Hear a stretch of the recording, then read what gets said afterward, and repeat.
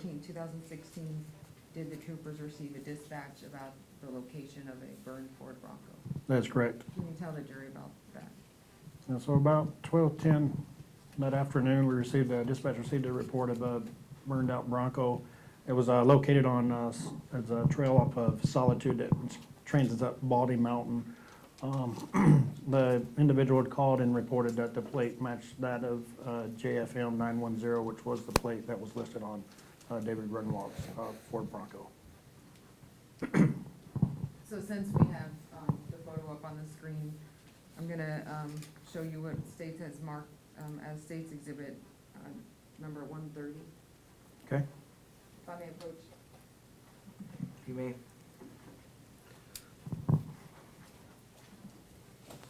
And what's on the screen appear to be the same as Exhibit 130. It is. And can you describe what's depicted in that photo? It's depicted of the 1995 Ford Bronco that's burned out on the trail up towards Baldy Mountain. And did you respond to that scene? That is correct, I did. And is that how the Bronco appeared when you responded? Yes, it was.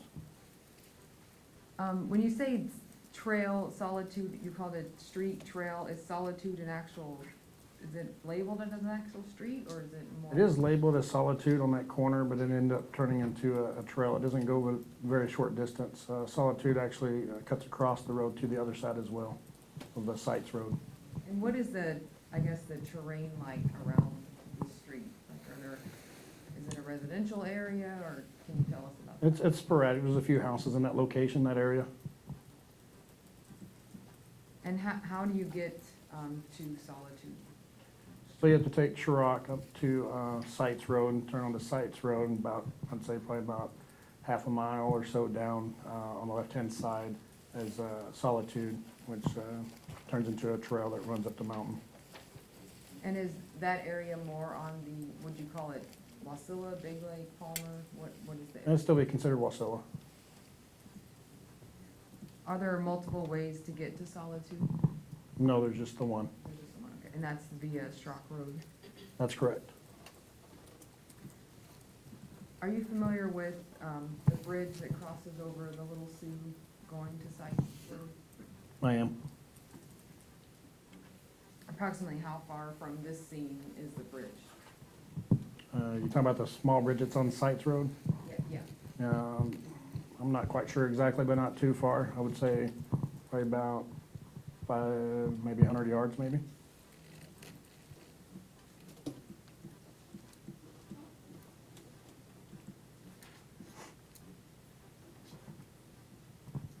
When you arrived on scene that day, was there anyone else present? Correct. Would have been Trooper Sergeant Covey. And what did you do once you got on scene? I started taking photographs of the scene as I approached the vehicle. And other than that, did you have any other? We did a search of the area, in the immediate area, also called a wildlife trooper at an ATV that went further up the trail to see if he could do a search in that area with negative results on both our part and the wildlife trooper's part as well. How close did you get to the Bronco? All the way up to it. Did you make any observations about the Bronco as far as any type of odor or whether or not the Bronco was hot, cold to the touch? Can you tell the jury The about Bronco was cold to the touch at the time that I was there. that? Did you observe any odors on or around Just smoke? what you would normally typically smell of a burned out vehicle.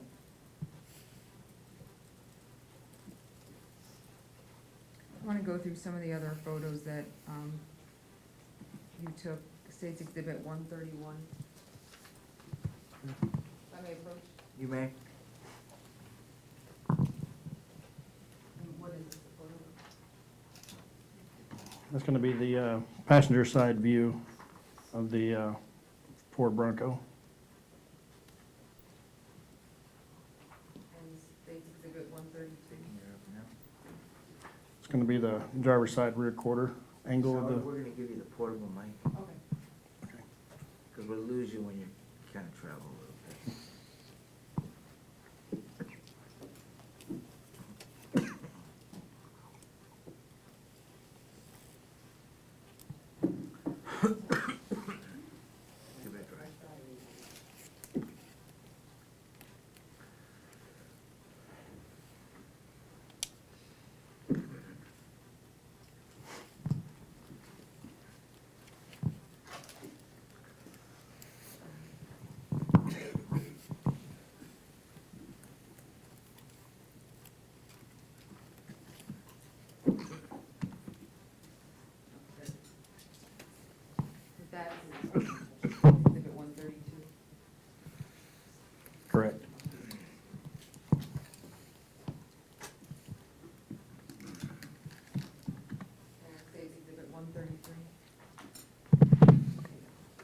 And that'd be the front view of the Ford Bronco.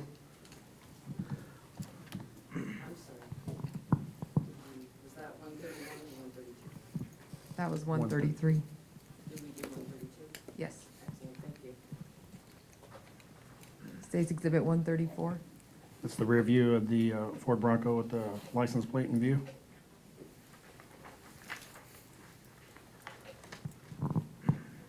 $135. That'd be the interior front, taken from the driver's side of the vehicle. And 136. And that'd be the rear of the vehicle, that'd be taken from the driver's side as well. Move to admit 130 through 136. No objection. Okay, so admitted.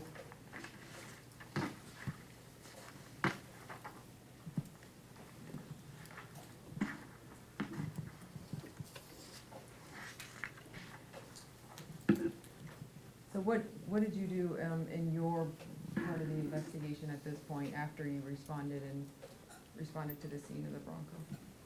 After taking the photographs and doing a search of the area, we ended up calling our investigators to come out and take a look at the vehicle. And what was why do you call the investigators?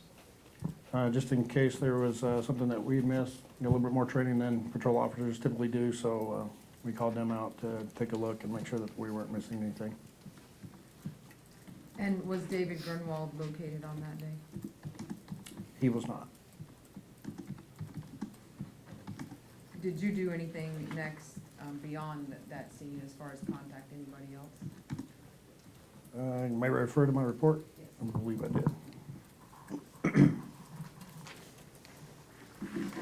That's correct, I did. And did you contact Mrs. Grunwald? I did.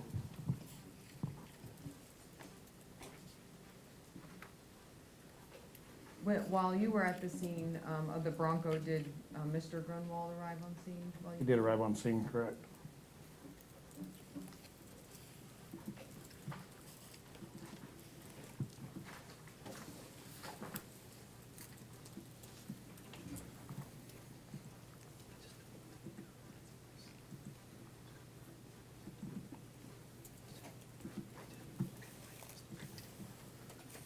Thank you, those are all my questions.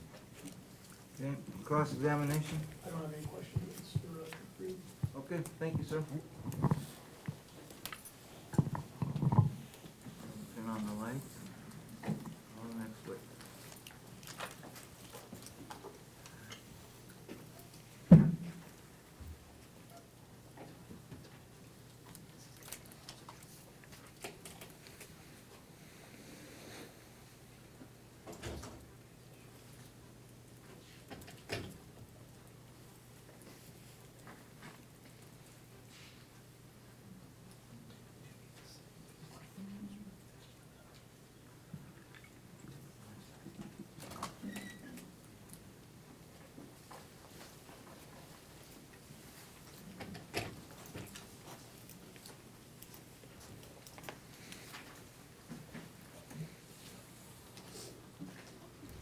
Okay, who's your next witness, Ms. Hines?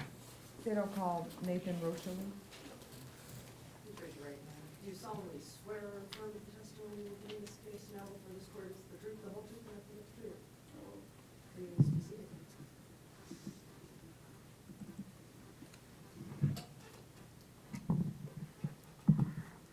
Please state your full name and spell your first and last name. Nathan Rocheleau, it's Nathan, last name is Rocheleau. What's your occupation? I'm a deputy fire marshal with the state. Thank you. Go ahead. Thank you. How long have you been deputy fire marshal with the state? 12 and a half years. Is there a And- chance that I could get that to not shine in my eye? Or, here, I'll just move over. Thanks. Thanks, Roman. Perfect. And who in particular do you work for, I guess, as the deputy fire marshal? Are you with the troopers or? Yeah, I work for the Department of Public Safety. We have a division in the Department of Public Safety. It's the Division of Fire and Life Safety. We're basically commissioned officers. We're not troopers, but we all go to the Alaska Law Enforcement Academy in Sitka, Alaska. And you said you've held that position for 12 and a half years? Yes. Did you have any prior positions before then with the troopers or anything in law enforcement? Not law enforcement. This is, so just the deputy fire marshal. I was a firefighter prior. With respect to your role as a deputy fire marshal, can you describe your educational background as far as any degrees that you've received? Yeah, I have a Bachelor of Technology in Emergency Services from Alaska Fairbanks, as well as an associate's degree in fire science, same university. And I take it you've had to attend trainings and or seminars as part of your role as a deputy fire marshal?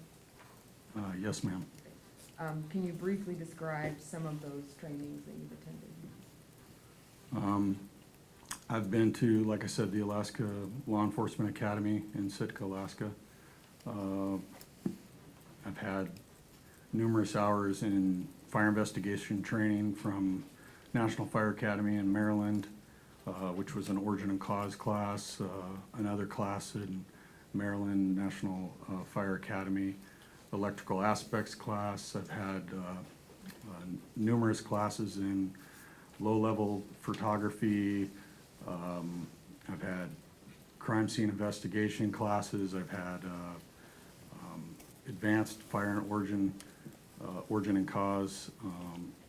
I've had some improvised explosive training. I've had, like I said, a lot of electrical classes, motor vehicle fire investigation, commercial motor vehicle fire investigation. It's been an extensive amount of hours for continuing education training that we're required to go through for a lot of the certifications that I do hold. And what certifications do you hold? I'm an International Fire and Arson, or International Association of Fire and Arson Certified Fire Investigator, State of Alaska Certified Fire Investigator, National Pro Board Fire Certification, Fire Investigator Certification. I'm an International Code Council Fire Inspector, Level 2, International Code Council Mechanical Fire Inspector.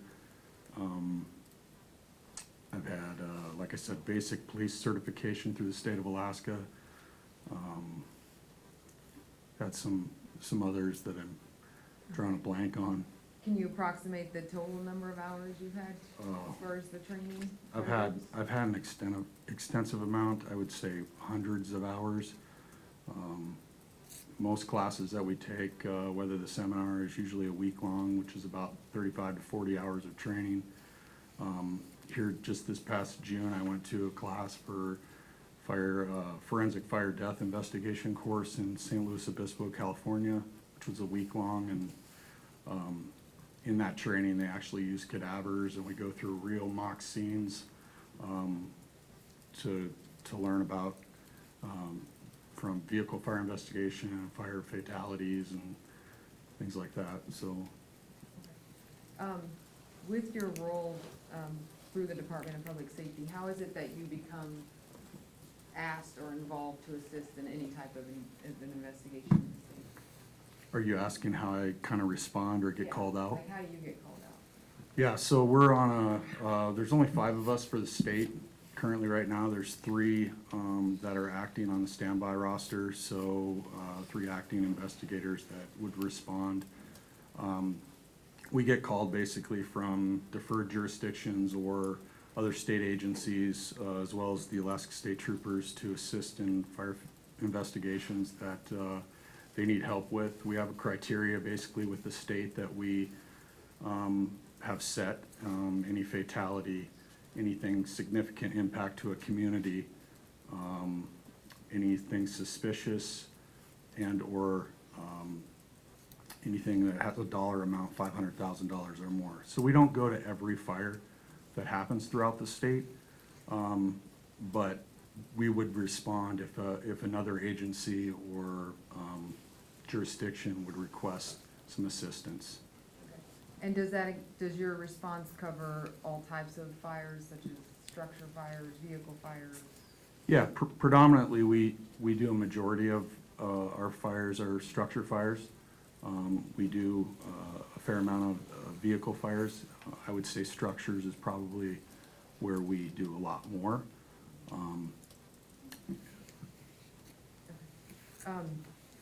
Approximately how many number of scenes have you been called to assist with in your 12.5 years? I've been probably the lead investigator on a majority of them, but I would say probably in my career, probably about 175, 180, something like that. And those are statewide, you're called upon to go in? Right, right, and when I say like lead or assistant, sometimes, part of a fire investigation also, if you're dealing with a fatality, is attending autopsies. So our office does, is required to, on a fire fatality, we attend autopsies too. Have you previously been qualified in the Alaska courts as an expert in the area of fire origin and causation? I have. I'd move to still qualify at this time. Any objection? No objection. So certified. I'm gonna draw your attention to November 15th of 2016. Did you receive a call out to assist in this investigation with respect to the disappearance of David Grunwald? Yes, I did. And can you tell the jury about when you arrived on scene as far as for the Bronco? Right.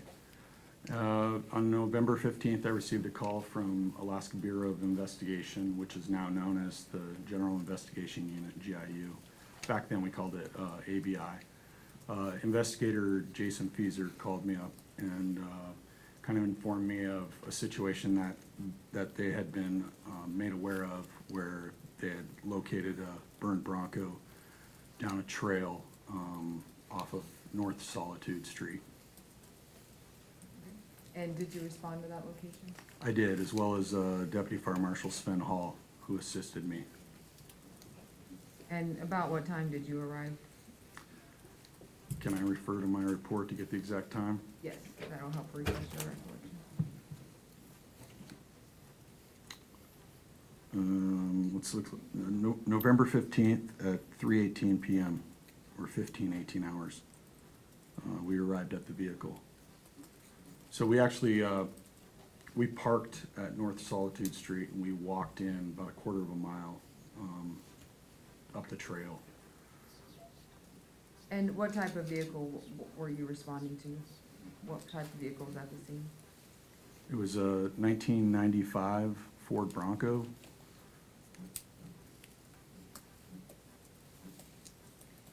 And what did you observe once you arrived on scene? Well, I observed a total burn of a Ford Bronco. And what was the purpose of you being at the scene on that afternoon? That particular day. They just wanted some assistance on an origin and cause of how the vehicle burned. And so I started the process of collecting data to get to my conclusion. And did you, as part of the process, did you take photos? I did. So I think we'll go through the photos, and then as we go through the photos, I'll ask you to describe the photo to the jury and how, if at all, that photo helps explain your ultimate conclusion as far as how the Bronco was burned. Okay.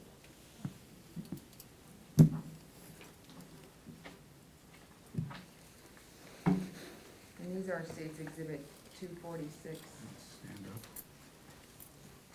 through 267.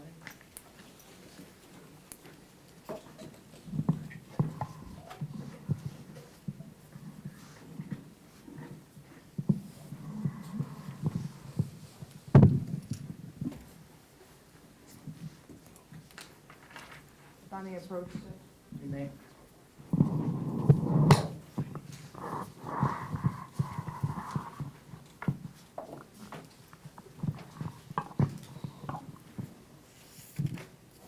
Okay, so first exhibit, State's Exhibit 246. Yes, this is the 1995 Ford Bronco. It was a Eddie Bauer edition, located about the center of the trail, pointing north up the trail. And about how far up the trail did you say you had walked? It was about a quarter mile estimation. Anything up the trail of significance that you observed? One of the things that I observed, and one of the things that we do when we do these fire investigations, is we approach everything systematically using the scientific method. So oftentimes when we do a fire scene, we'll walk an area, we'll walk around the area. So with this being a trail and knowing that there was a vehicle up there that I was responding to, I observed, as the ground's frozen, I observed some fresh scrapes on the ground, as if a vehicle would have been bottoming out, or, but obviously this is a well-known trail, or a trail that, and it could have been other vehicles too. I just observed that, but I didn't observe anything else on my way up there. And State's Exhibit 247. Yeah, this is just the rear of the cargo area of the Bronco. And then I've got the license plate in there. And anything about this particular photo that aided you in your examination of the vehicle? Yeah, I mean, oftentimes we take a fair amount of photos. We use it, like I said, we do it systematically. So as I was taking photos, I just arrived, start snapping photos. In the rear of the vehicle, one of the things that I observed was the amount of soot that was adhered or was attached to non-combustible or the frame of the vehicle. Another thing that I noticed here is you've got fiberglass canopy. There's a frame of that, but all that fiberglass had dropped down inside the vehicle. Very little of it had fallen outside the vehicle. One thing to note about this vehicle is this is off a trail system, was never reported as being on fire, therefore there was no fire suppression that occurred during this fire. So this vehicle basically burned until we call like self-extinguishment, until there was no fuel left to burn. It just burned itself out, similar to a campfire that you would just let go, and then once all the combustibles or the wood and everything is consumed, there's nothing else to burn. It goes into a decay stage. And as I look at this, you can see that a lot of the soot is on the back. There's an aluminum trim plate on the back of the vehicle. That aluminum is actually still there. There's very little of it gone. The tire, the rubber of the tire, and the radial bands, the metal bands are still there, but the rubber is all burned away. Which would be so soot is basically like, it's the gases and the aerosols within stuff that goes airborne. And so you'll see later on in some of my photos that we'll start talking about clean burn, and that's where you have the fire gets extremely hot, and the intensity of that clean burn will actually burn that soot away, and it usually happens on non-combustible items. Exhibit 248. And this is just a close-up of the vehicle, the rear of the vehicle. You can kind of see that soot that's attached there. 249. Exhibit 249, this is the passenger side of the vehicle. One of the things that I noted here is I had to get some of the questions answered of why there's so much debris on the outside of the vehicle. One of the things that I was able to do was confirm with Investigator Feeser that they had been up there earlier that day, kind of going through the vehicle to look for anything of evidentiary value for the missing teen. So a lot of the stuff that's out of the vehicle was actual law enforcement going through trying to find evidence. You'll see that the passenger side door is open. You'll see directly if I can point to it here. You've got this soot that's right in here, and then the tires are both missing. And you'll see kind of, you'll see over, yeah, thanks. You'll see over here where you got the passenger side and the engine compartment. One of the things that I noted here was you see a lot of the soot that's attached here, but there's clean burn on this passenger side door as well as the engine compartment. One of the things that I was able to note, and this took a fair amount of time. I mean, this vehicle was actually impounded, later seized as evidence and removed and taken to Manusca Towing and Recovery in Palmer as evidence. And later, we were able to actually examine it in a heated storage garage. So there's a lot of layers to this investigation. This is just the on scene, and these are the photos that they took. So I have a ton more, but a lot of the burning, the intensity and movement patterns that we look at are really starting low in this passenger side. And obviously, we've got to eliminate areas or causations. So that was just one of the things that we looked at there. And I've got some additional patterns that we'll look at to kind of get to where we get at the end. State Exhibit 250. And that's kind of washed out in that photo. But actually in this photo, you got the hood. One of the things that I noted with the hood was that the latch and lock for the hood was actually, it was locked and it was closed. But a significant line of demarcation, something that we call a line of demarcation, is there's a radial pattern that runs the length of this hood basically out from the passenger compartment, okay? And there's another photo that I think that she has that shows it a little better from a side view. Another thing that you'll see here is there's a lot more survivability, the paint and primer, the closer you get to the front of the hood. And what does that tell you, if anything? It just shows you the amount of time that something burned longer, and that's kind of one of the keys we look at when you're looking at non-combustible. So a lot of this right in here is flaking of the paint, and the more paint there is, you can kind of start to when you're looking at these patterns, you can tell yourself that the fire was hotter longer, and then further out it moved. The other thing is this line of demarcation, that radial pattern you get on a hood is oftentimes indicative of a passenger compartment fire, just because of the way that fire travels through the passenger compartment, through the firewall that separates the passenger compartment from the engine compartment. And in the firewall, you have actually penetration holes where, the electrical components and all the items that go to the dash, and they'll go through these little holes. Well, that's how the fire travels from passenger to engine or engine to passenger. So that's the movement patterns we're looking at when we're looking at these patterns. 251.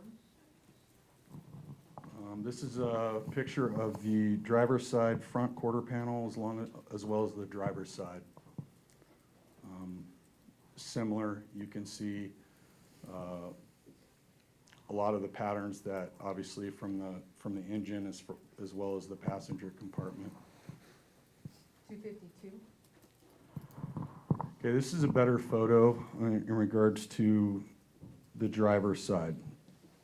Similar to the other side, and we didn't talk about it, but we could go back to that photo as well. But one of the things I was able to tell here was that both of the passenger doors were in the open position, and the reason why I can tell that is the way that the fire traveled from inside the passenger compartment, and you've got this low lines of demarcation, and then you have the right side of what we call a V pattern, and you'll kind of see it. It moves this way. Well, if this door was in the closed position, you wouldn't have this low clean burn right here. So this fire is actually traveling from low inside the compartment, and it's, with this door open, it's traveling, it's moving outside the vehicle and wrapping around to the inside of the back of the canopy, okay? And you can kind of see how this moves, and this is kind of a V right in here. So this fire is traveling from inside the passenger compartment, wrapping around and moving further back into the rear compartment. 253. 254. Okay, one of the things that we obviously are required to do is we've got to eliminate things. So you see a lot of the clean burn right here at the fuel door, okay? This is actually the rear driver's side, and this is where your fuel fill is. So this door, you see a lot of this clean burn, and then you see the soot around it and the soot in the back. And the reason for this clean burn, like I said, you've got high intensity fire, and an ignitable liquid would make something intensify. So all this is just the vapors in this area from the fuel burning off all of the soot that we talked about when you have clean burn. So that's why you have this really odd pattern towards the rear, different from the front, if that makes sense. So this is just the vapors burning in here, and then obviously we're just looking, and I'm required to do, 360 degrees around, and just looking at everything, trying to document as I go along. Now 253. In 253 here, you'll just see the intensity patterns that are here just from the tire itself burning, and that's this intensity pattern. As well as just inside the engine compartment, you have a lot of the fuel rails and a lot of just, obviously you've got oil and just a lot of ignitable liquids inside of an engine. But a lot of these patterns are just me documenting the tire burning itself.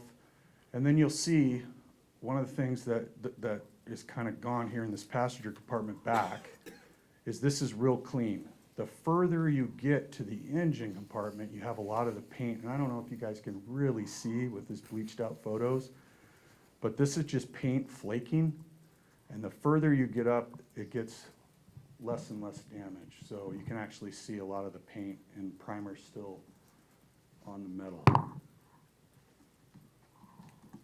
255. And this is just the driver's side front quarter panel engine compartment. Again, just a lot of the patterns that you're seeing similar to the other side, but the paint and primer flaking. So there's a lot more paint and primer survivability in the engine compartment the further away from the passenger compartment you get, okay? 256. This is that radial pattern I was talking about that we would look at. So you'll see here this pattern that wraps around, that's what we call a line of demarcation or radial movement pattern, okay? And the further you get out to the front of the hood, the more paint and primer. And some of this spotting right here you see, a lot of flaking on the photo itself. It's really tough to tell. I mean, you can see it real good right here. 257. And this is just a photo of that radial pattern on the hood in regards to the passenger side. 258. Okay, this is, so I did my exterior walk around, and now I'm starting to go interior, taking my interior examination photos. This is the rear compartment for where the, and this is just ash and debris from the fiberglass canopy on the Bronco. So that's the rear compartment.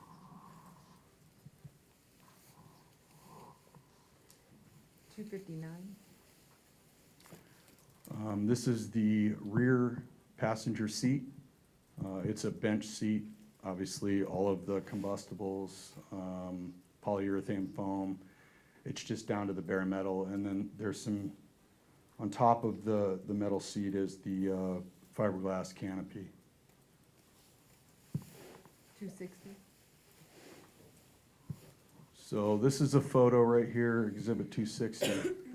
This is me looking, we're taking a photo of, from the passenger side to the driver's side of the vehicle.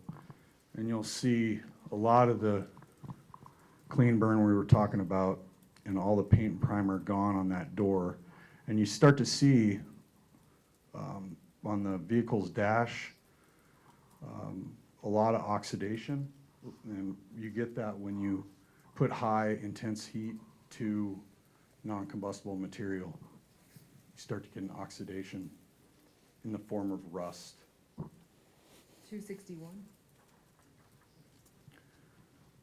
This is passenger side, doors open. I'm taking a picture of the front dash. But one of the reasons why this photo is actually such a good photo is you'll see the only remaining glass in this vehicle is, I think we have a better photo later on, but there's a little bit of glass right on this window rail, the lower window, front window, and then you'll see glass right in here.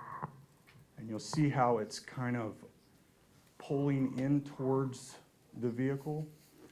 So all of the vehicles have they have like a safety film on them. So, and we call that, it's like a lamination that they put on the inside of the vehicle's glass. So think of if you had in the compartment, you put high heat, where's the heat gonna go? It's gonna go to the top of a compartment and it's gonna bank down.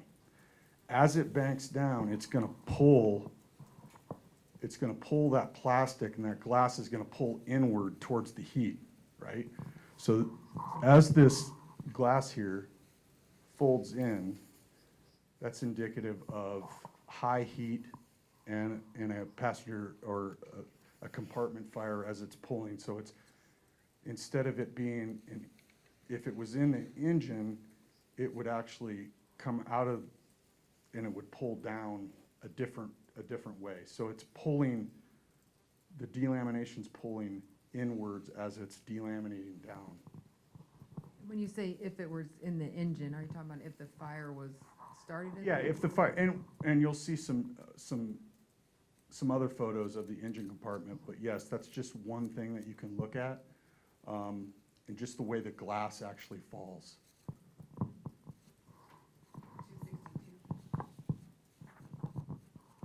262? This is a photograph of the passenger side, interior door, passenger side seat. 263?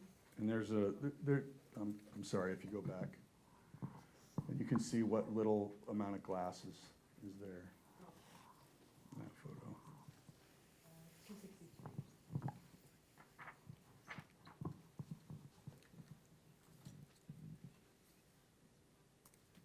Okay, this is just another photo of the front dash and what's left of it. You'll see a lot of the oxidation in the form of rust, high intense heat right in this area. This is actually the steering column. And the steering column normally would be sitting upright, but it's actually failed in down on the floor.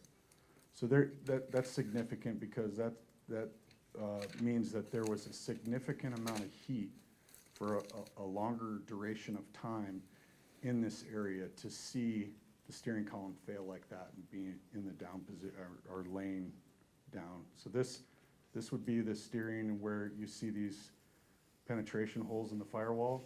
And this is the steering column penetration, and this steering column would normally be sitting out, but it's actually fallen downward towards the floor. 264? This is the remaining window glass. So this is a passenger side. You see the glass dripping downward. It's actually dripping. That's about all the glass that we had. Piece in the wing window and right there. And then obviously some penetration holes. You see this square that's in the firewall. There's another one right here. 265. Now, this is a photo of the interior when we were able to access and open the hood. This is what's left. One of the things that we looked at here, obviously you're gonna have a lot of damage in an engine compartment, but one of the things that we were able to do is you're looking at the movement and intensity patterns again, and you can see where a lot of the patterns that are on this firewall are really intense as they move from here to the engine compartment. A lot of the fuel rails, a lot of the aluminum was melted and basically attached to a lot of the components of the engine. The battery is actually right here. And what's significant about the battery is it was still there and it was on the tray, but it was burned from the top down. You could actually see the cells in the battery. But again, much like the hood and the outside of the vehicle, inside the vehicle you were able to look at the primer. The paint and primer was significantly less damage. There was more survivability towards the front of the bumper or front of the grille of the vehicle. And looking at a lot of these patterns, you could see the movement patterns coming from the passenger compartment into the engine compartment. 266. This is actually a photo we took, and can I refer to my report to refresh my recollection? Did you examine this Bronco several times? Yeah, 3 times in total. So this was, we had it in a heated storage garage at MTR. And I want to say it was November 21st, and it was a Monday.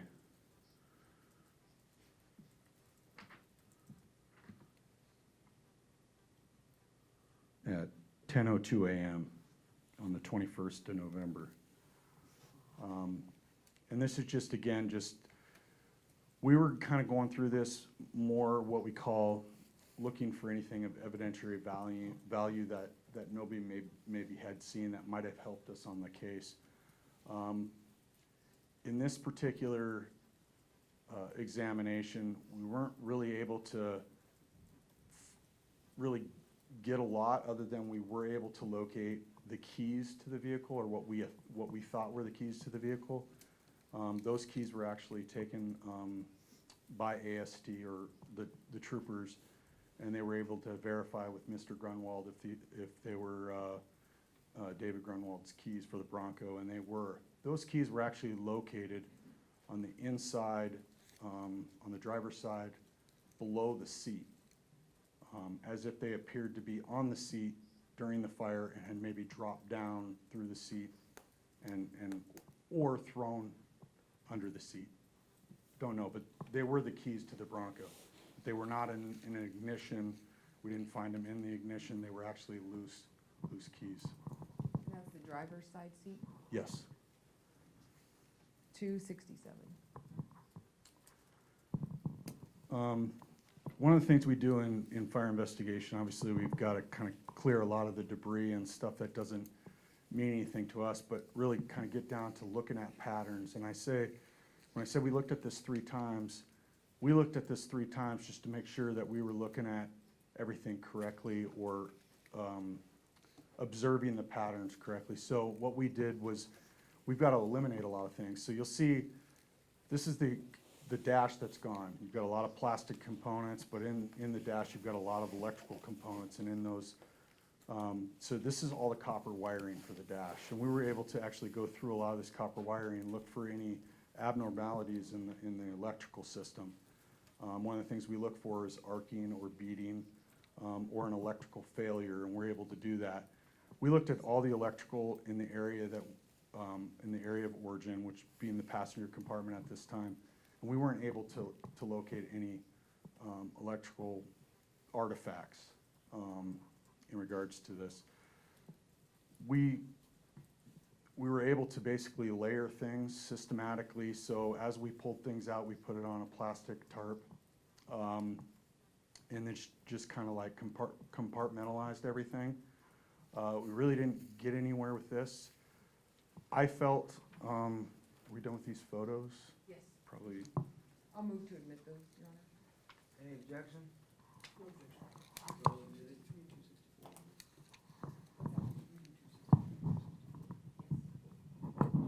Two 46 to 267, correct? Yes. Those are all admitted, Madam Clerk.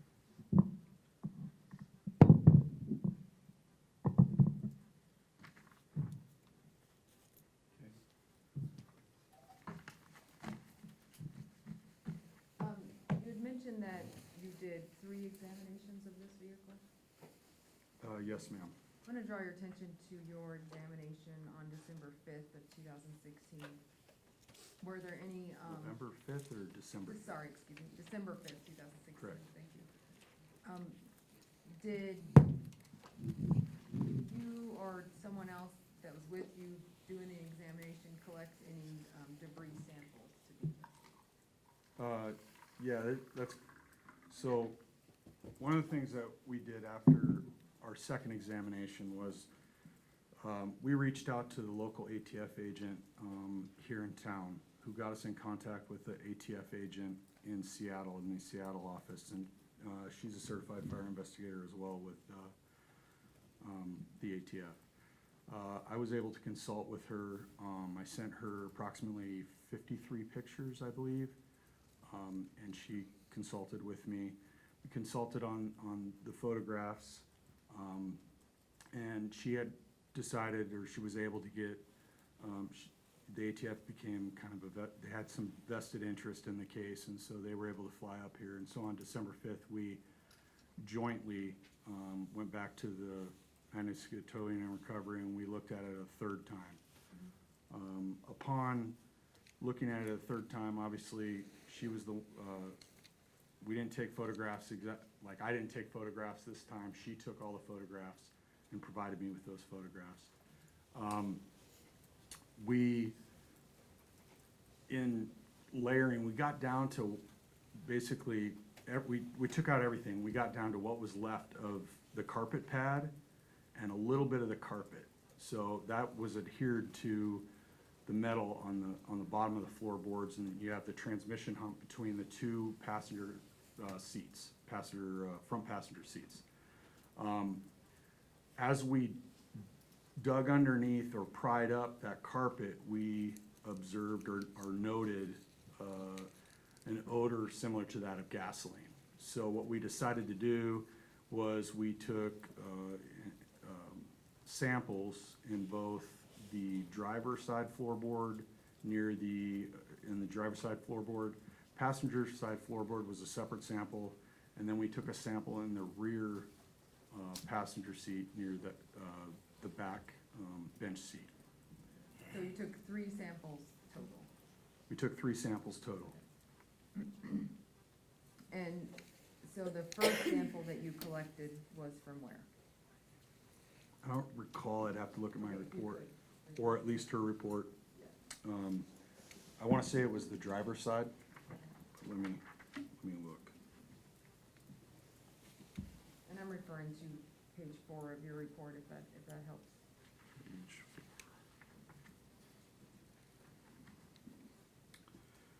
4. So the first sample we took was in the collected on the floorboard of the driver's side, and placed in a 1-gallon metal can.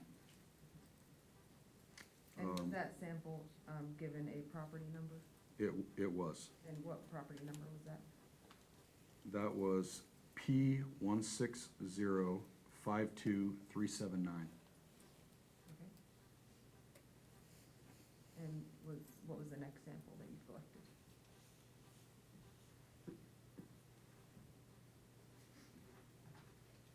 I take that back. Can I correct myself here? Yes. That P number was from the passenger side, which was the Okay. first sample. The driver's side was P1605238 And that was carpet from the driver's side? Yeah, it was carpet pad and carpet. then you took, the first sample was carpet from the passenger side. Correct. And what was the last sample? And the last sample was taken from the rear back seat floorboard and seat area and placed in a 1-quart size metal evidence can. And what was that property number? That was P 1605283. And what happened to those samples? Where did they go from there after they were collected? Well, one of the nice things about bringing the ATF in is you can use their lab. So they took control of those samples and they were able to submit those samples down to their lab in California where they were tested for the presence of an ignitable liquid. So you've been qualified in this case as an expert in the area of fire origin and causation. So after examination of this vehicle all 3 times, based on your expertise, what was your, in your opinion, what was the origin of this fire? In my opinion, the origin of the fire was in the front passenger compartment. And were you able to eliminate other origins, Yes. such as, what did you? Mechanical, electrical, natural, being an earthquake or a tornado or another natural event that may cause a fire. And based on your expertise, what is your opinion regarding the causation of this fire? In my expert opinion, this was caused by the pouring of an ignitable gasoline in the front passenger compartment, driver and passenger seat, and ignited using an open flame heat source. And what did you classify this fire as? Classified it as incendiary. And what does that mean? Incendiary is basically a fire that occurs that should not occur, pretty much, in layman's terms. A fire that happens that shouldn't have happened. If I could have 1 second, Your Honor?